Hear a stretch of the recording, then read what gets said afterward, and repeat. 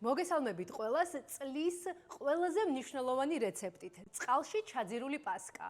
პასკა, რომელიც გამოდის ნოტიო, მძიმე, ისეთი როგორიც ჩვენ გვიყვართ. უკვე ათასობით ჩემო ოქროს ხელება გამომწერებმა სცადეს ეს რეცეპტი, არის გამოცდილი. უკვე ტრადიციად არის ქცეული ბეკოს სამზარეულოდან ამ მნიშვნელოვანი რეცეპტის წარდგენა.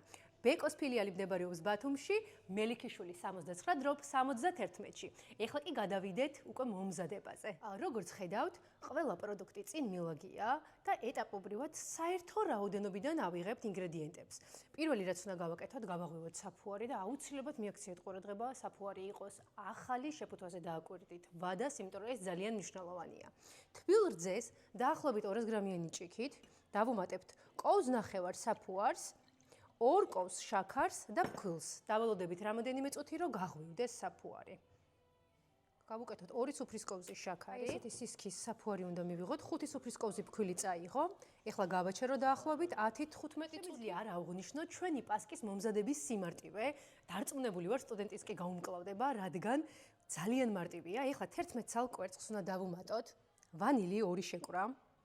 მარილი და დაახლოებით 100 გრამი შაქარი, რა თქმა უნდა, საერთო რაოდენობიდან, იმისთვის რომ კარგად გაითქვიფოს და მივიღოთ თეთრი ფერი.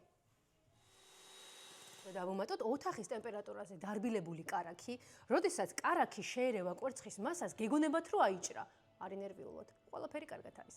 გააგრძელეთ პროცესი. აი ნახეთ, საფუარი უკვე გაღვივდა. კვერცხის მასა და კარაქის მასა ერთმანეთს შეერია, ეხლა დავუმატებთ. აით, ნახეთ როგორ არის გააქტიურებული, არც კი გადმოდის ისეთი მყარია. დავახმაროთ ეხლა ჩვენ კოვზი. დავუმატებთ ეხლა რძეს, ბოლოს ფქვილს, დიდი ხანი ჩვენს ცომს ზელა არ ჭირდება და ცომი მზად არის. აქვე მინდა ყურადღება გაამახვილოთ, შაქარი არ გაგვიკეთებია მხოლოდ 100 გრამი გოგლი-მოგლის ათქვეფისას და 2 სუფრის კოვზის საფუარის გაღვივებისას. შაქარს მერე შევურევთ ცომს. ეხლა ნაწილ-ნაწილ ჩაუშვათ ფქვილი და ცომიც მოიზილება. მეგობრებო, ცომი უკვე მზად არის. ეხლა უნდა გადავიტანოთ სპეციალურ ტომარაში, რომელიც შევკერე, გამოიყურება აი ესე. ეხლა ცომს გადავიტანთ ტომარაში და ჩაუშვებთ ცივ წყალში. დიახ, არ მოგესმათ. ონკანიდან ავავსებთ დიდ ქვაფს ცივი წყლით და ჩავძირავთ ცომს. ქვაბი ავავსეთ ონკანიდან აღებული ცივი წყლით.